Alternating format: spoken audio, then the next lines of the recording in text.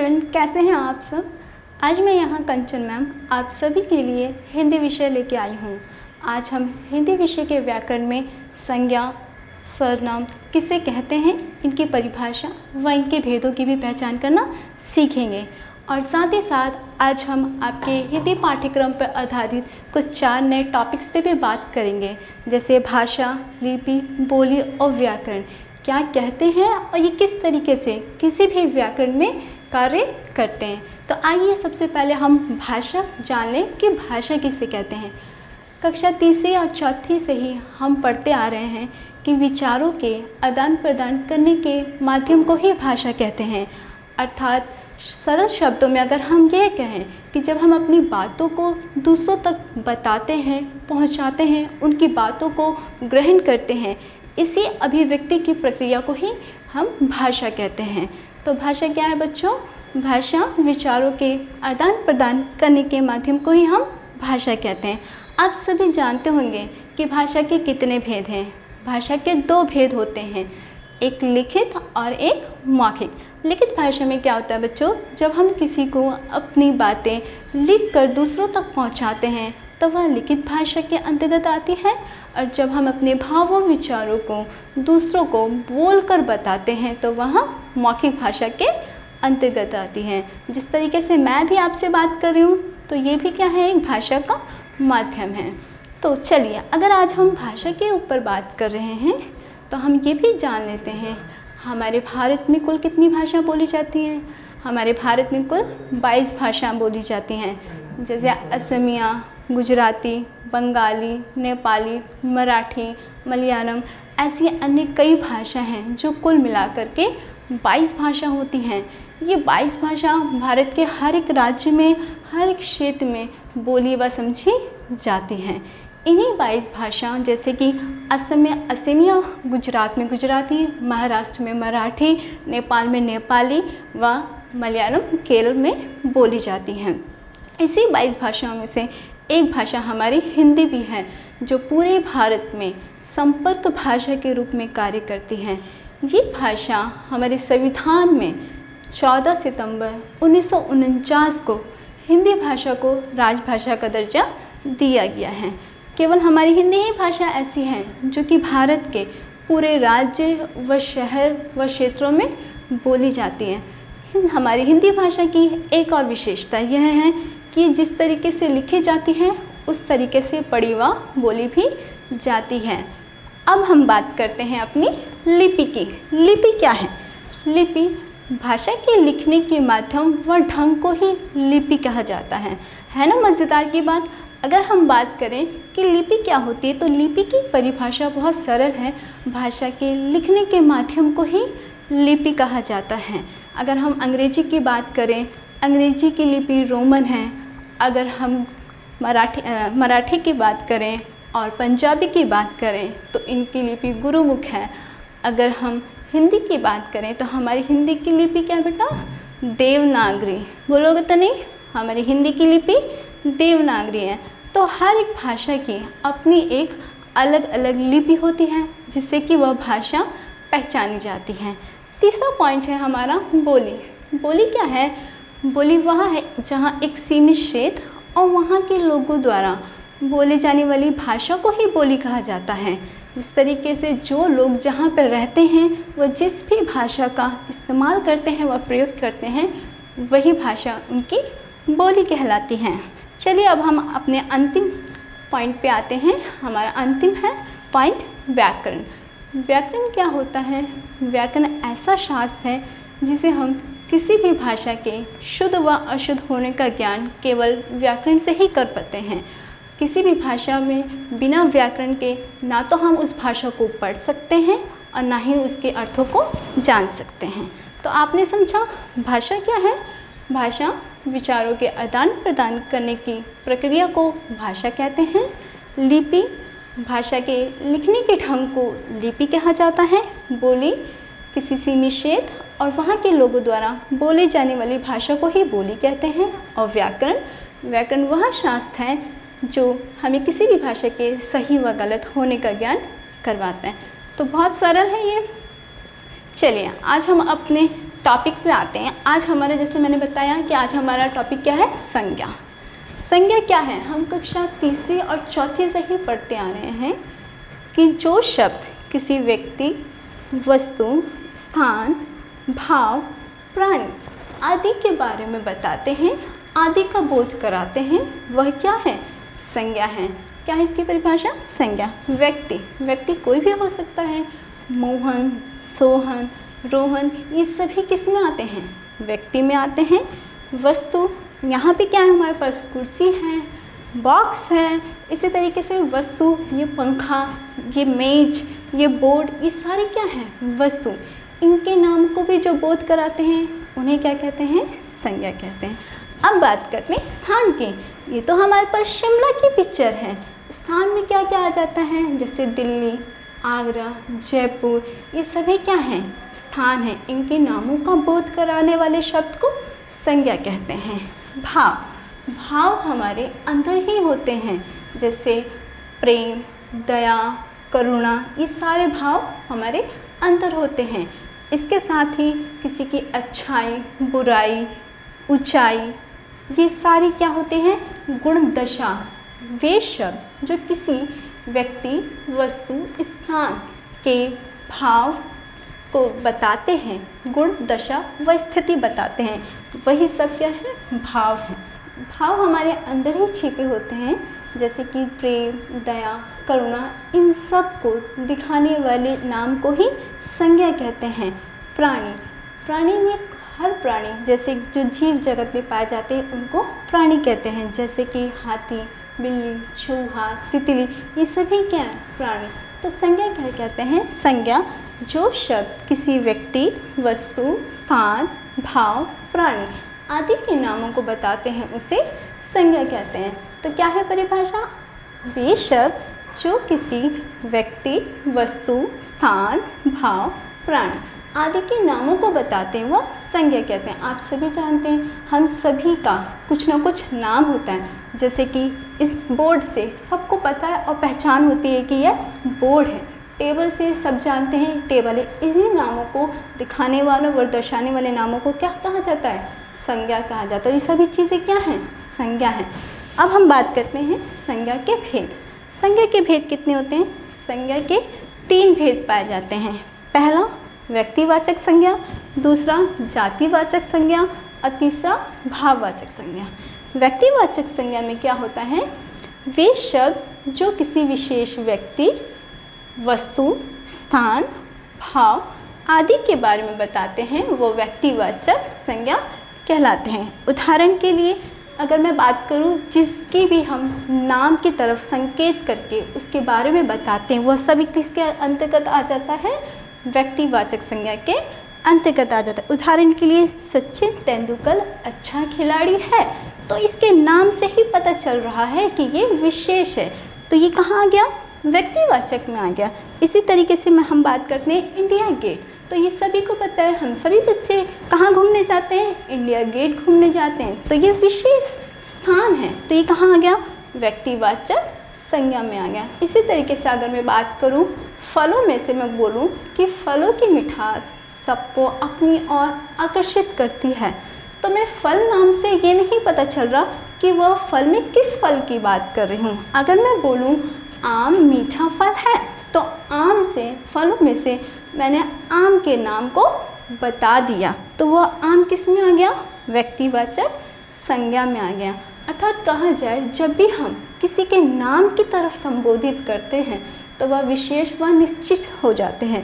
तो वे शब्द जो किसी विशेष व्यक्ति व निश्चित व्यक्ति, वस्तु, स्थान आदि का बोध कराते हैं वो व्यक्तिवाचक संज्ञा में कहलाए जाते हैं। अब बात करते हैं हम जातिवाचक की। जातिवाचक वे शब्द जिनसे किसी व्यक्ति, वस्तु, स्थान आदि की संपूर्ण जाति का बोध हो वो जातिवाचक कहलाते हैं। जिससे किसी संपूर्ण जाति का, उदाहरण के लिए ये किताब है, यहाँ पे मैं कोई किताब का नाम नहीं ले रही, लेकिन मैं क्या बता रही हूँ कि ये किताब है, तो किताब से पता चल रहा है क्या है, ये एक किताब की जाति है। अगर मैं बिल्ली की बात करूँगी तो बिल्ली से क्या पता चलता है, बिल्ली की एक जाति है। यहाँ पे कक्षा है, तो कक्षा से क्या पता चल रहा है, यहाँ पे एक जाति है। इसी तरीके से शहर, तो शहर क्या होता है, मैं शहर में किसी स्थान का नाम नहीं ले रही, लेकिन अगर मैं बोलूँ आगरा, तो आगरा शहर के नाम में से मैंने किसका नाम को बताया, आगरा, तो आगरा कहाँ आ जाएगा, व्यक्तिवाचक में। लेकिन अगर मैं शहर बोलूँ तो शहर क्या है, जातिवाचक को दिखाता है। अर्थात वे शब्द जो किसी व्यक्ति, वस्तु, स्थान आदि की संपूर्ण जाति का बोध कराए, वो जातिवाचक संज्ञा कहलाती है। जातिवाचक संज्ञा के भी दो भेद होते हैं, एक तो द्रव्यवाचक संज्ञा और दूसरा समूहवाचक संज्ञा। द्रव्यवाचक संज्ञा में क्या होता है, वे शब्द जिनसे किसी पदार्थ, द्रव्य, धातु आदि का बोध होता है वह द्रव्यवाचक में कहलाता है। जैसे सोना, चांदी, ये क्या है, एक धातु है, इससे नापा वो तोला जा सकता है। तो जिन वस्तुओं को नापा वो तोला जा सकता है वह द्रव्यवाचक संज्ञा के अंतर्गत आता है। मैं बात कर रही हूँ एक गिलास जूस दे दो, तो जूस भी क्या है, द्रव्य है, तो द्रव है तो ये किस में आ जाएगा, द्रव्यवाचक संज्ञा में आ जाएगा। मैंने कहा 5 किलो चावल दे दो, तो चावल यानी कि अनाज में आता है, नाप तोल किया जा सकता है।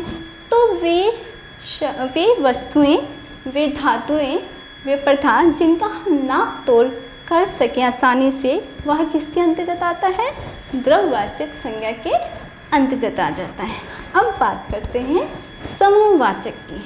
समूहवाचक संज्ञा क्या होती है, वे शब्द जिनसे किसी समूह की पहचान होती है, बोध होता है, उनको समूहवाचक संज्ञा कहलाते हैं। जैसे कि मधुमक्खी का छत्ता, तो ये कैसे, मधुमक्खी किस में रहती हैं, समूह में रहती हैं, एक साथ रहती हैं, तो ये क्या है, एक समूह को दिखाता है, तो ये क्या होगी, समूहवाचक संज्ञा हो गई। लकड़ी का गट्ठर, ये किसको दर्शा रहा है, एक समूह, एक साथ है ये सब, तो ये किस में आ गया, समूहवाचक संज्ञा में आ गया। अर्थात कहा जाए वे शब्द जिनसे किसी व्यक्ति, वस्तु, स्थान आदि के समूह में होने का बोध हो, वह समूहवाचक संज्ञा कहलाती है। आखिरी का हमारा पॉइंट है भाववाचक। भाववाचक संज्ञा क्या होता है बच्चों, जब हम किसी व्यक्ति, वस्तु, स्थान की गुण, दशा व स्थिति का बोध करते हैं, वह कराते हैं, वह क्या कहलाता है, भाववाचक संज्ञा कहलाता है। उदाहरण के लिए अगर मैं भाव को ले लूँ तो भाव में हमारे क्या क्या आ जाएंगे, प्रेम, दया, करुणा, ये सारे हमारे क्या होते हैं, भाव होते हैं। अगर मैं गुणों की बात करूँ तो गुणों में क्या होता है, अच्छाई, ईमानदारी, होशियारी, ये क्या है, भाव है। अगर मैं स्थिति की बात करूँ तो स्थिति में क्या आ जाता है, ऊंचाई, नीचाई, चौड़ाई, ये क्या होती हैं, स्थिति होती हैं। तो वे शब्द जिनसे किसी व्यक्ति, वस्तु, स्थान के गुण, दशा व गुण, दशा आदि का पता चलता है, वह क्या होती है, भाववाचक संज्ञा होती है। अब इधर पिक्चर देखिए, ये क्या है, भिखारियों की दशा देखकर सेठ जी को क्या आ गई, दया आ गई, तो ये दया क्या है, भाववाचक संज्ञा है। माता जी को आज बहुत क्रोध आया, तो क्रोध क्या है, भाववाचक संज्ञा है। इसी तरीके से एक और उदाहरण देखिए, कुतुब मीनार की ऊंचाई बहुत देखने लायक है, तो ऊंचाई क्या है, उसकी स्थिति बता रहा है। कुतुब मीनार क्या है, बहुत ऊंचा है, तो वह क्या बता रहा है, स्थिति से हमें पता चल रहा है उसका भाव। इसी तरीके से भाव, वे शब्द, भाववाचक वे शब्द होते हैं जिनसे किसी व्यक्ति, वस्तु, स्थान आदि की गुण, दशा का बोध हो, वो भाववाचक संज्ञा के अंतर्गत आते हैं। तो अभी तक हमने क्या सीखा, संज्ञा, संज्ञा की परिभाषा और संज्ञा के प्रकार। संज्ञा किसे कहते हैं, संज्ञा किसी व्यक्ति, वस्तु, स्थान, भाव, प्राणी आदि से जिन शब्दों का बोध होता है वह क्या कहलाती है, संज्ञा। अर्थात सरल शब्दों में कहें हम, जो शब्द किसी व्यक्ति, वस्तु, स्थान, भाव, प्राणी आदि का बोध कराते हैं वह संज्ञा होती है। संज्ञा कितने प्रकार की होती है बच्चों, संज्ञा 3 प्रकार की होती है। अरे वाह, पहला व्यक्तिवाचक संज्ञा, दूसरा जातिवाचक संज्ञा, तीसरा भाववाचक संज्ञा। जातिवाचक संज्ञा को दो भागों में बांटा जाता है, एक तो द्रव्यवाचक संज्ञा और दूसरा समूहवाचक संज्ञा। अब हम बात करते हैं सर्वनाम की। तो अभी हमने क्या सीखा? संज्ञा। संज्ञा वे शब्द जिनसे किसी व्यक्ति, वस्तु, स्थान, भाव आदि के नामों का बोध होता है वह संज्ञा कहलाता है। तो व्यक्तियों में क्या आ जाता है?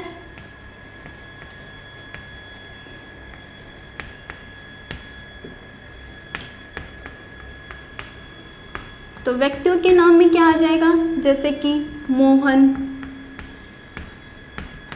सोहन, सीता, ये सब व्यक्ति के नाम हैं। व्यक्ति। वस्तुओं के नाम में क्या आता है?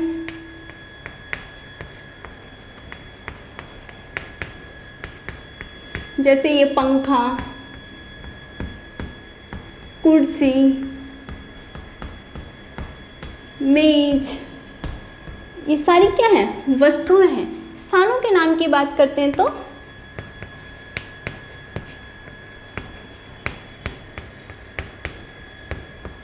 जैसे दिल्ली, आगरा, ये सभी क्या है? स्थान है। अब हम बात करते हैं भावों की।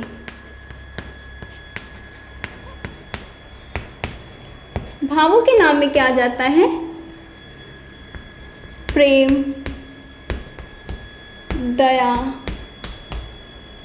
करुणा, ये सभी क्या हो जाते हैं? भाव होते हैं। गुणों में देखते हैं हम क्या आता है? गुणों के नामों में हम देखते हैं क्या आता है? अच्छाई, ईमानदारी, ये सभी क्या आ जाते हैं? हमारे गुणों के नाम आ जाते हैं। प्राणियों के नाम में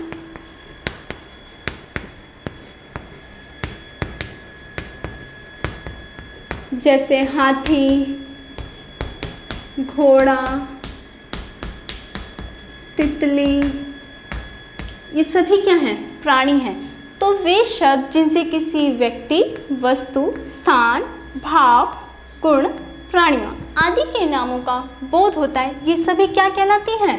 संज्ञा कहलाती हैं। ये सभी क्या कहलाती है बच्चों? संज्ञा कहलाती हैं। तो संज्ञा की परिभाषा चलो अब जल्दी से मुझे बता दो। वे शब्द जिनसे किसी व्यक्ति, वस्तु, स्थान, भाव आदि के नामों का बोध होता है वो क्या कहलाती है? संज्ञा। अरे वाह, आप सभी ने तो बहुत जल्दी याद कर लिया। चलिए आज अब हम अपने दूसरे टॉपिक पे बात करते हैं। हमारा दूसरा टॉपिक है सर्वनाम। लेकिन इससे पहले हम एक कहानी को सुनते हैं। हमारे पास आज एक कहानी भी है और उस कहानी से हम अपनी बचपन की यादों को थोड़ा सा ताज़ा कर लेते हैं। तो सबको कौवे की कहानी याद है? ये देखो, कौवे की कहानी मेरे टाइम पे तो मुझे ये कहानी बहुत अच्छी लगती थी, क्योंकि इसमें एक कहानी का हमें उद्देश्य और मोरल भी मिलता है कि जिसने मेहनत की उसने फल पाया। तो चलो इस कहानी को हम दोबारा सुनते हैं। मैं बताती हूँ आपको कहानी, चलो सुनो, ठीक है। कहानी है एक कौवे की। एक कौवा प्यासा था। कौवा पानी की तलाश में इधर उधर घूम रहा था। कौवे ने पास ही रखा एक घड़ा देखा। कौवे ने देखा घड़े में पानी कम था। उसने पास ही रखे कंकड़ को घड़े में डाला। कंकड़ से पानी ऊपर आया। कौवे ने पानी पिया। अब कौवा बहुत खुश था और वह खुशी खुशी उड़ गया। अभी जो मैंने आपको कहानी बताई उसकी भाषा बहुत ही कठिन थी और इसको समझना बहुत ही मुश्किल था, क्योंकि मैं एक ही संज्ञा का बार बार प्रयोग कर रही हूँ। मैं हर एक वाक्य के बाद कौवा कौवा संज्ञा के नाम को बार बार दिखा रही हूँ।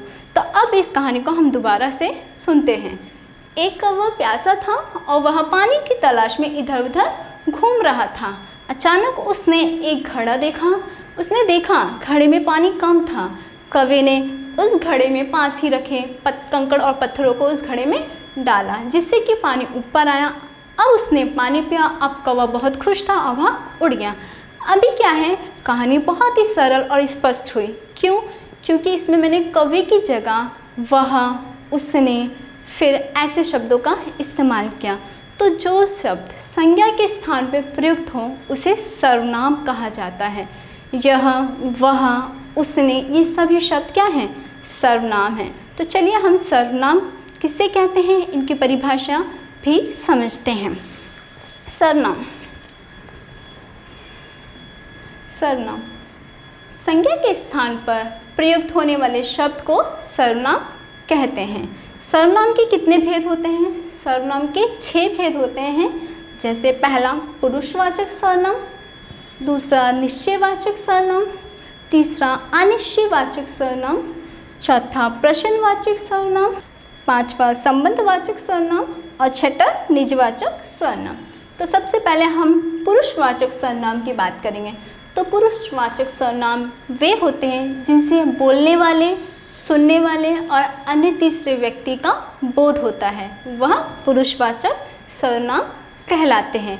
उदाहरण के लिए अगर मैं अपनी बात करती हूँ तो मैं किसके अंतर्गत आ जाएगा? पुरुषवाचक सर्वनाम के अंतर्गत आ जाएगा।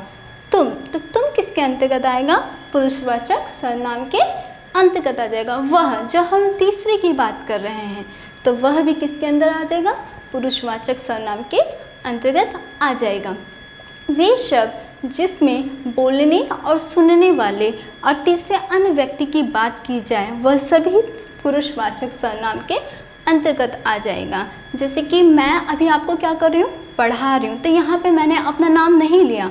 अगर मैं यहाँ अपना नाम लेती तो मेरा नाम क्या हो जाता? संज्ञा। लेकिन मैं अपने नाम की जगह यहाँ पे मैं करके अपने आप को संबोधित कर रही हूँ। तो जब मैंने मैं संबोधित किया तो वह क्या कहलाया? सर्वनाम। तो जब हम अपने लिए बात कर रहे हैं मैं, तो वह किसके अंतर्गत आएगा? पुरुषवाचक सर्वनाम के अंतर्गत। तुम क्या कर रहे हो? पढ़ रहे हो। तो तुम क्या, मैंने ये किसी का नाम नहीं लिया, मैंने आपका नाम लेके नहीं बताया कि तुम, मैंने क्या बोला कि तुम पढ़ रहे हो, तो तुम किसके अंतर्गत आएगा? पुरुषवाचक सर्वनाम के अंतर्गत आएगा। इसी तरीके से वह अखबार पढ़ रही है, तो ये तीसरा व्यक्ति है जो कि क्या कर रहा है? अखबार पढ़ रहा है, तो ये भी किसके अंतर्गत आ जाएगा?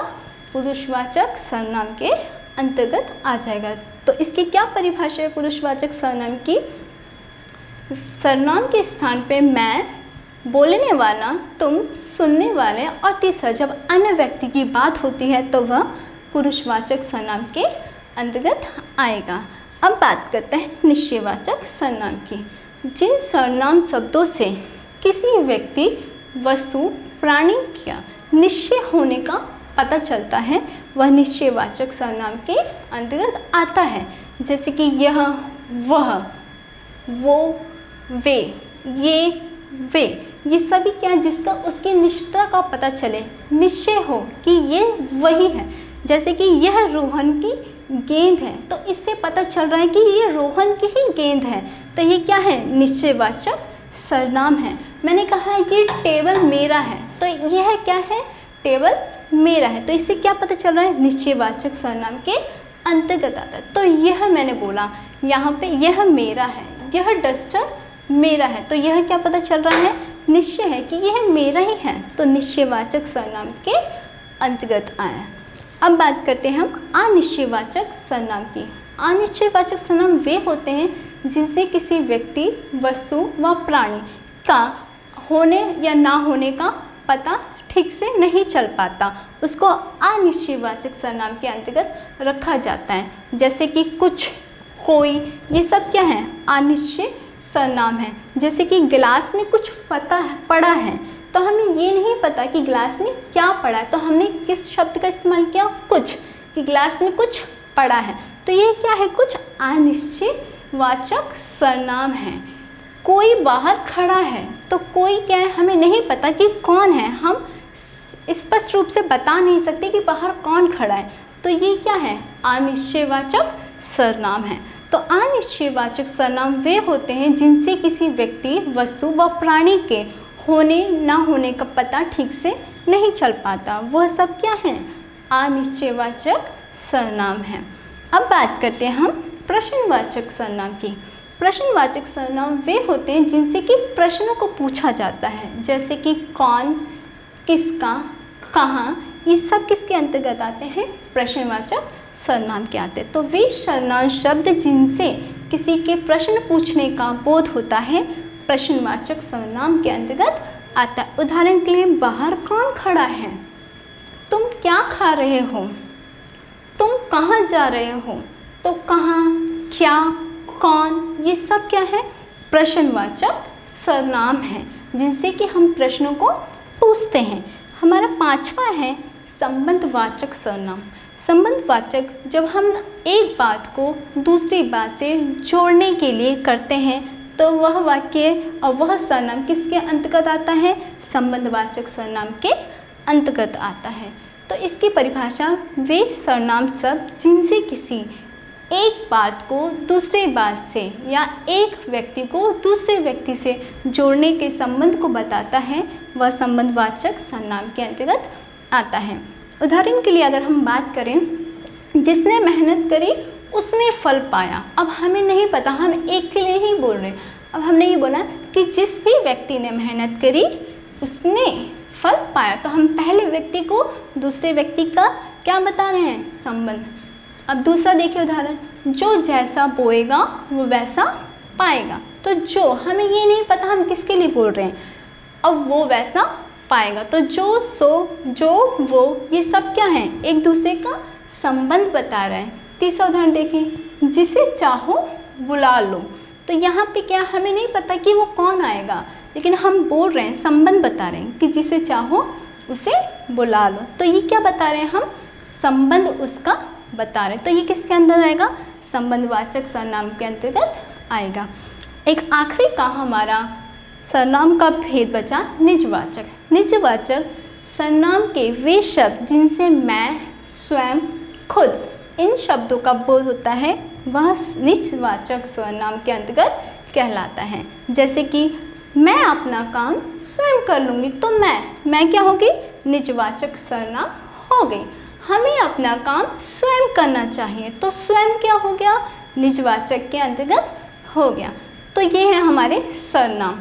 तो सर्वनाम क्या होता है बच्चों, संज्ञा के स्थान पर प्रयुक्त किए जाने वाले शब्द को सर्वनाम कहते हैं। वेरी गुड, आप सभी मेरे पीछे बोलेंगे, संज्ञा के स्थान पर प्रयुक्त होने वाले शब्द को सर्वनाम कहते हैं। सर्वनाम के कितने भेद हैं, जल्दी बताओ। सर्वनाम के 6 भेद होते हैं। पहला, पुरुषवाचक, वे शब्द होते हैं जिनसे मैं, तुम व अन्य तीसरे व्यक्ति का बोध होता है, वह पुरुषवाचक सर्वनाम के अंतर्गत आते हैं। निश्चय, जिसे किसी व्यक्ति, वस्तु, प्राणी के निश्चय होने का बोध होता है, वह निश्चयवाचक सर्वनाम के अंतर्गत आते हैं। अनिश्चयवाचक, जिसे किसी व्यक्ति, वस्तु, प्राणी के होने ना होने का पता नहीं चल पाता, अनिश्चयवाचक सर्वनाम के अंतर्गत आता है।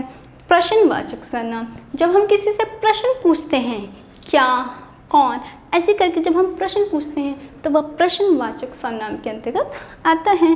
संबंधवाचक सर्वनाम, जब हम एक व्यक्ति का दूसरे व्यक्ति से संबंध बताते हैं तो वह किसके अंदर आता है, संबंधवाचक सर्वनाम के अंतर्गत आता है। लास्ट पॉइंट हमारा बच रहा है निजवाचक सर्वनाम।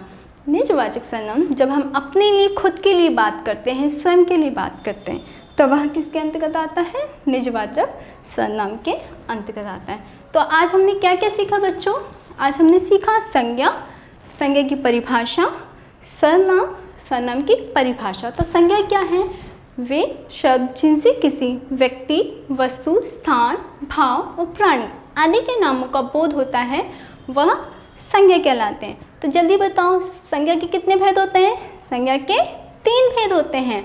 पहला व्यक्तिवाचक संज्ञा, दूसरा जातिवाचक संज्ञा और तीसरा भाववाचक संज्ञा। Very good. तो जातिवाचक संज्ञा को कितने भागों में बांटा है, 2 भागों में। इसके भी 2 भेद होते हैं, जल्दी बताओ। Very good. एक पहला होता है द्रव्यवाचक और दूसरा होता है समूहवाचक।